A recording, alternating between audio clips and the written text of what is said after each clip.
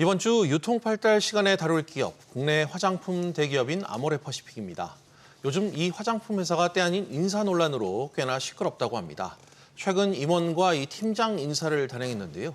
1970년대 이 초중반 팀장 수십 명이 보직에서 해임되고 팀원으로 강등됐습니다. 딱히 일을 못해서도 아닙니다. 여기에 계열사 대표들도 40대 초반의 이 젊은 인사들로 대폭 교체했다고 합니다. 인사폭이 클수록 그래 뒷말이 많이 나오는 게 회사 생활이죠.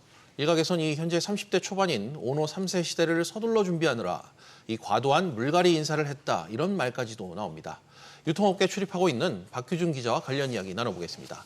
박 기자, 우선 이 아모레퍼시픽이 단행한 인사 내용 다시 한번 짚어주실까요? 네, 이 아모레퍼시픽이 최근에 팀장 그리고 임원 인사를 이번 달 1일부로 해서 단행을 했는데요. 네. 팀장 인사부터 좀 보면 이 70년대 초중반이 주축인 팀장들 약 20여 명 정도가 보직 해임됐고요. 이들이 팀원으로 내려왔습니다.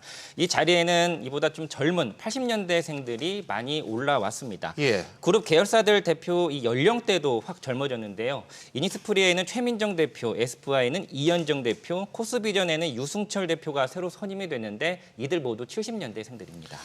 그렇군요. 일단 외견상으로는 세대 교체 인사 성격이 좀 짙은 것 같은데 인사 이후 아모레퍼시픽 내부에서 이런저런 뒷말이 좀 계속 나오고 있다면서요? 그래서 회사 내부 관계자단에 좀 물어봤는데요. 예. 일부 관계자는 18년 차에서 20년 차 이상 된 직원분들이 불만이 상당히 많고 해임된 팀장들은 영업에서 오랜 기간 근무했던 분들이 대부분이 된다 이렇게 설명을 했습니다. 네. 이들 당사자들은 결과적으로 회사에 충성한 이 대가가 보직 해임이냐 이러한 불만을 상당히 많이 제기하는 걸로 전해졌는데요. 예. 해임된 팀장들은 특히 인사의 불공정성을 문제 삼고 있는 걸로 알려졌습니다. 이들 일부는 인사 고가보다는 사실상 나이만을 기준으로 해서 1980년대생들한테 밀려났다 이렇게 호소하고 있습니다. 예. 또 일부 부서에서는 해임된 팀장이 팀원으로 내려오고 데리고 있던 팀원이 새 팀장이 돼서 결과적으로 같은 부서에서 함께 일하는 경우도 있는 걸로 파악이 됐는데요. 예. 밀려난 일부 팀장들은 사실상 회사를 나가라는 거냐 이렇게 강력 반발하는 것으로 전해집니다.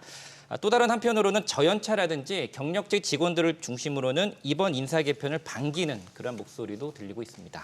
지금 하루아침에 위아래가 바뀌게 된 셈인데 이번 인사를 놓고 또 오너 3세 경영을 위한 준비 작업이다. 이런 해석도 나오는 것 같습니다. 배경이 있을까요?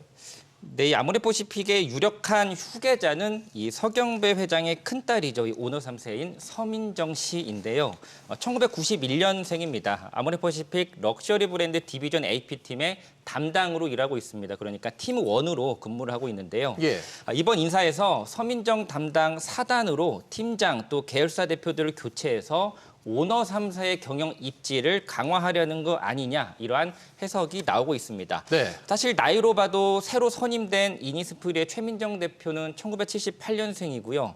에스쁘아의 이현정 대표는 1979년생으로 40대 초반에 불과합니다. 그래서 서 담당이 입지를 굳히기에 수월하다 이러한 평가가 그래서 나오고 있는 겁니다. 예. 특히나 이런 계열사들은 서민정 담당이 2대 주주로 있습니다. 그래서 향후에 아모레퍼시픽 그룹의 지분을 늘리는데 이들 계열사가 주되게 활용될 수 있는 핵심 회사다 이러한 목소리도 나오고 있습니다.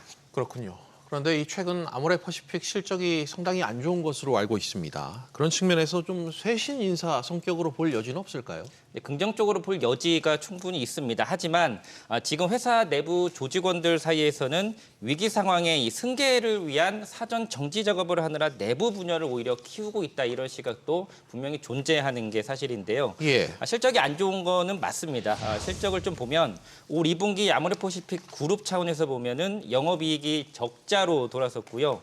매출은 전년 동기 대비 20% 넘게 떨어졌습니다. 핵심 자회사인 아모레퍼시픽을 떼어내서 보면은 국내에서는 면세 매출이 요즘 안 좋다 보니까 영업이익이 50% 넘게 큰 폭으로 떨어졌고요. 예. 해외에서는 중국 매출 의존도가 높은데 중국이 최근 제로 코로나 정책으로 인해서 해외에서 400억 원대 마이너스 실적을 봤습니다. 예. 특히 서민정 담당이 2대 주주로 있는 회사가 보시는 것처럼 이니스프리, 에뛰드, 에스쁘아 이렇게 3개 회사인데요. 이들 회사 모두 2분기에 영업이익이 줄거나 흑자를 거뒀지만 찔끔 흑자를 내는 수준에 그쳤습니다. 이렇게 상황이 좀 안 좋다 보니까 8월부로 인사 개편 동시에 또 조직도 획기적으로 바꿨는데요. 예. 코로나19로 면세점 매출이 급감하자 국내, 해외에 따로 뒀던 면세 사업부를 하나로 합치기로 했고요. 백화점 등 채널 중심으로 짰던 영업망도 특정 상품, 브랜드 중심으로 바꾸기로 했습니다. 일단 인사는 났고 직원들의 일부 불만도 좀 감지가 되고 있습니다. 이런 일련의 논란에 대해서 회사 측은 현재 어떤 입장입니까?